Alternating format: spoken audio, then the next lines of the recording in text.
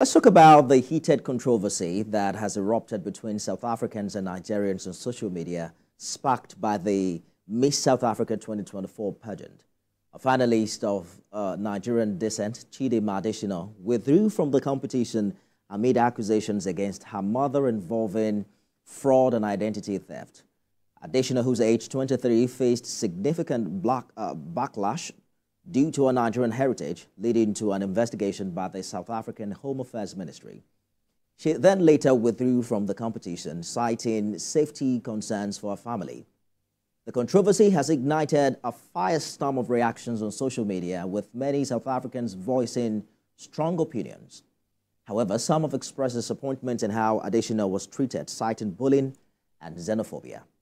Recall that in 2019, violent attacks on foreign-owned businesses and homes left several Nigerians dead and many more displaced. The Nigerian government subsequently repatriated hundreds of its citizens from South Africa. The incident sparked diplomatic tensions between the two nations, with Nigeria pulling out of the World Economic Forum in Cape Town in protest.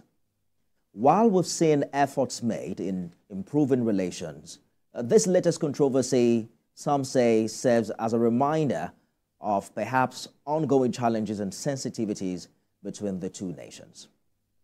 Join me now is Tagbo Agbazua, who's chairman of Influence Africa. He joins me live from Johannesburg. Mr. Agbazua, thank you for joining us on the news this hour. Let's dive straight into the recent controversy surrounding Miss South Africa pageant and the backlash against Chidimma Adetshina, a Nigerian South African contestant. What's your take on this incident, and do you think it reflects deeper issues in the South African society?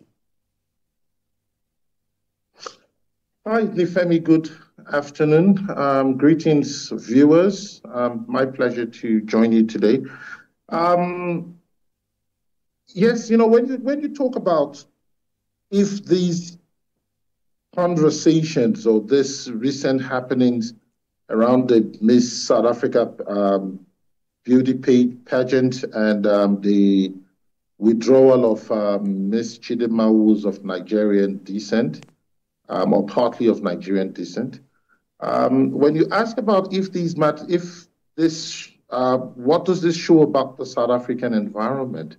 Well, the thing is this, is that South Africa is an environment where there's a big respect for the rule of law.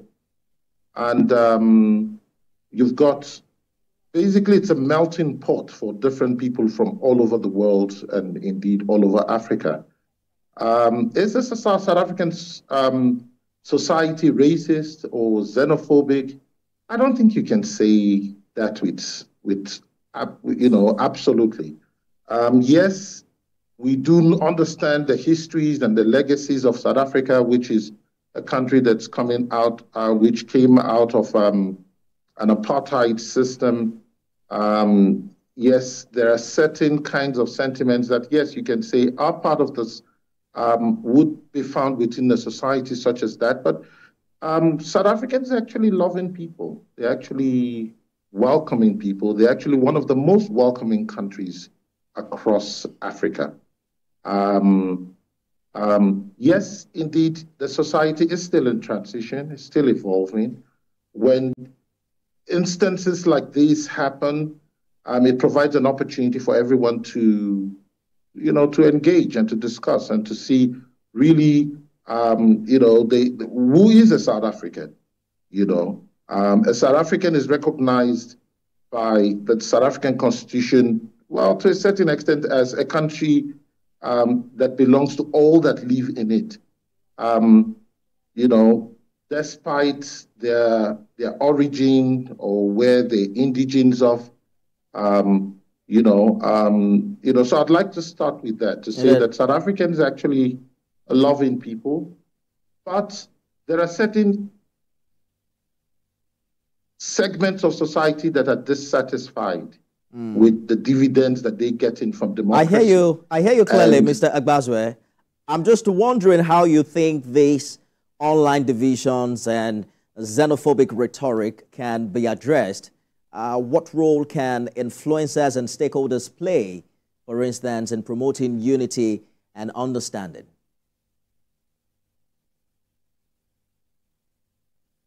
Well, to be honest with you, part of that rhetoric comes from certain segments of the South African society, well, especially from the poorest of the poor. Sometimes it's a bit ironic that a poor person or an unskilled person would see, say, for instance, a plastic surgeon of Nigerian descent and think that this person took their job. So there are some of those sentiments have largely drawn from the poorest of the poor who feel that their country is not able to look after them sufficiently because of issues around globalization, issues around migration, and the like. These can only be addressed through providing, enlightenment.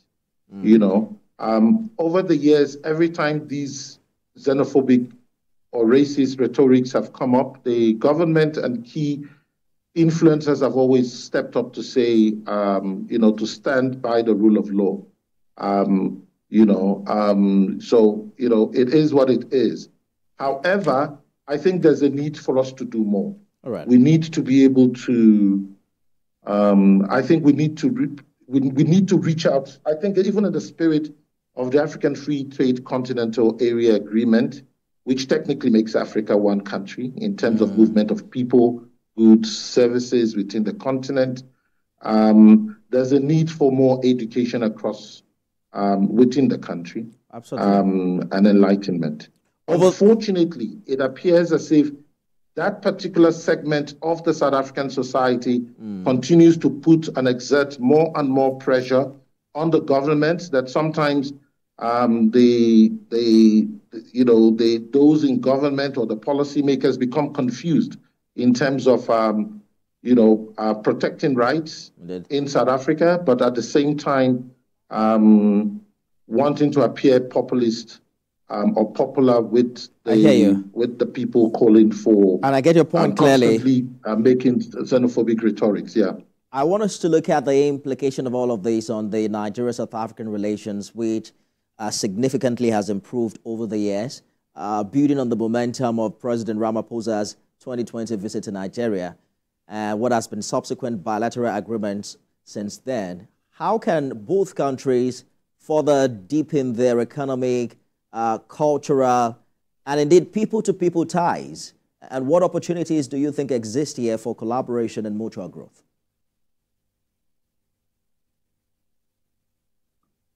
Well, Nifemi, the reality is that South Africa and Nigeria are two of your biggest players on the African continent. They really need to collaborate and work together.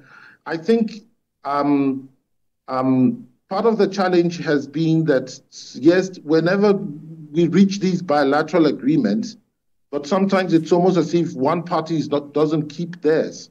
And then this kind of creates, issues. For instance, Nigeria and South Africa have a bilateral treaty around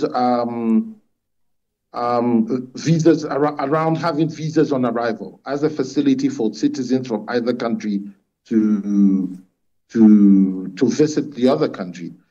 While Nigeria implemented this fully, South Africa didn't implement this, basically gave a monkey handshake.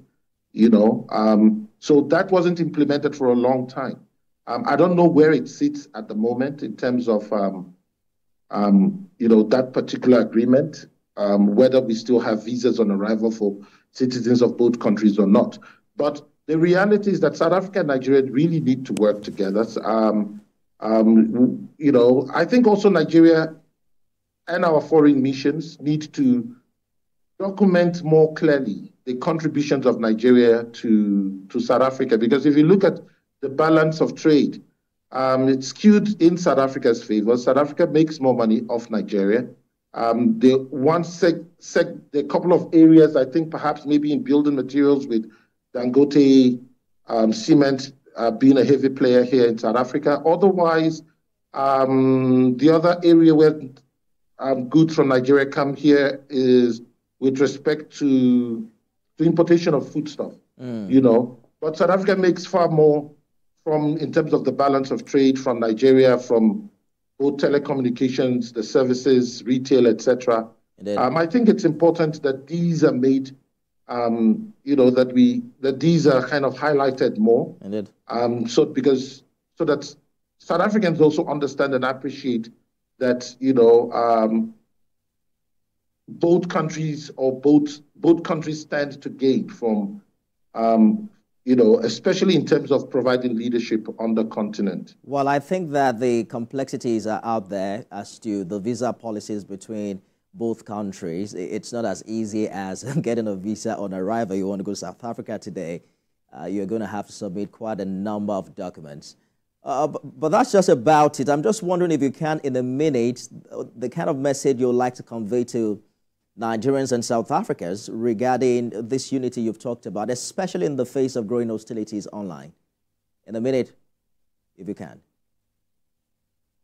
Well, there are a lot of wonderful Nigerians who are contributing to the fabric of society in South Africa. For instance, you have people distinguishing themselves in the area of, in the medical field. For instance, if I may just appreciate Dr. Dennis Chedu Abazwe.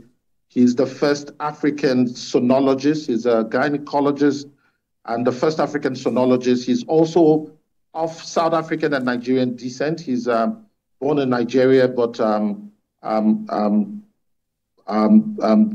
has been an orthopedic surgeon here in South Africa. A sonologist is a pain management specialist, the only one in Africa, and that is a Nigerian based in South Africa. We have Nigerians who are contributing from different spheres of endeavors, from the legal, the engineering, we talked about the medical. There's Nigerians that are really, really supporting the long-term growth and development and competitiveness of South Africa. I think it would be great to celebrate them, and I think perhaps during the 1st of October, during our independence, I think I would encourage the Nigerian consulate here in Johannesburg and the Nigerian High Commission to endeavor to celebrate the work and the work of Nigerians based here in South Africa. I think that would be a great one. Good place to leave it. Tagbo Bazwa, Chairman Influence Africa, live for us in Johannesburg. Thank you for talking to us. Pleasure is all mine. Thanks. Cheers.